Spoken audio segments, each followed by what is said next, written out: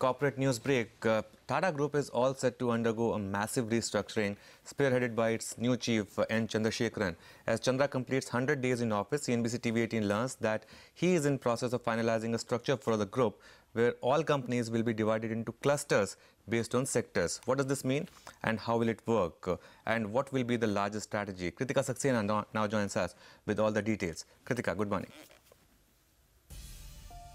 Well, yes, N. Chandrasekaran completes 100 days in office tomorrow, and we have understood what the strategy is to ensure that the group and group companies maximize growth.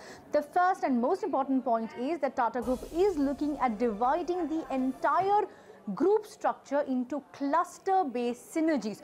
What that means is that sectorally, companies will be divided into clusters. Clusters heads will be appointed and they will report directly to N. Chandrasekaran. Now, 6 to 8 clusters have so far been identified, and we understand they're still in the process of initiating it and discussing the details, but we understand that some of the sectors that have been identified include retail, infrastructure, IT and defense, which will be amongst the clusters. Realty and housing will come under the infrastructure space. Now, to simplify this for you, what this means is, for instance, if you look at defense, Tata Motors does defense, Tata Powers does a portion of defense, Voltas does defense business, and then there is the separate defense company that handles defense. So all these defense subsidiaries across group companies will come under one cluster, which will have a cluster head. Same applies for IT, where you have Tata Elxsi, Tata Technologies, TCS, so on and so forth,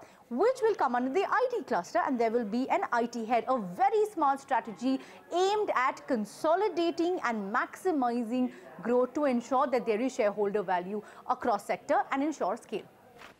Okay, that's very interesting. Cluster-based synergies based on sectors. I guess that would be a good thing, considering that they have so many different companies handling one sector like defense. Kritika, you mentioned consolidation to drive scale. What are the top things on the agenda? What have you picked up on the group strategy and how it's planning to execute it? Well, that's the broader question here. We understand that at the heart of it is the move to maximize the return on investment. So investment and capital allocation will be linked to financial viability. So the broader focus is maximizing shareholder return. What will they do for this? There are 3 vision and objectives that have been identified within the group. One is rigor and process of investment analysis, which will be a focus. The second is reducing group debt across the board. And the third is a more disciplined capital allocation. Over and above that, we understand that the 4 to 5 executives that have been appointed so far, which will be the core team, will be focusing on improving the financial performance as a whole across group companies. They will be focusing on cross-holding to streamline shareholding pattern, and an additional point that we have understood is that the chairman is also looking at diversifying the board composition of group companies, which is something that he has already undergone. Consolidation is, yes, on the agenda. Could there be mergers around the corner, more announcements? My sources say that, yes, that is eventually on the anvil. But for now, they are streamlining everything. Okay, that makes a lot of sense. Thanks a lot, Kritika, for that. In any case, you know, we've seen ever since Chandra has come on board, a lot of the Tata Group companies have reported very good numbers. Tata Steel, Tata Motors, Voltas. So in a sense, there is this sense of urgency post the new leadership. Yeah, you know, we spoke about it, Sonia, long back when, you know, when Mistry was removed.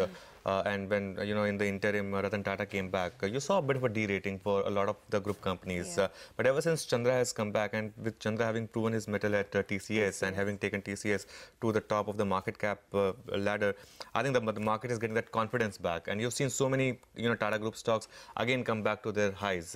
Tata Motors has been an exception, though even that's also rallied off late because of the last quarter's numbers. Yeah. But I think otherwise, I think the market now has at least that bit of you know, risk being out of the way, that you know, that there's going to be the corporate governance issues and all that. So that way, I think things are looking up, and you know what you're hearing right now could lead to maybe a bit of re-rating for Tata Group companies. And there is great confidence in Chandra. I mean, what kind of wealth he's created for investors in, you know, TCS. So that expectation flows through the entire group as well. We'll continuously concentrate on that story. It's the big CNBC TV18 exclusive.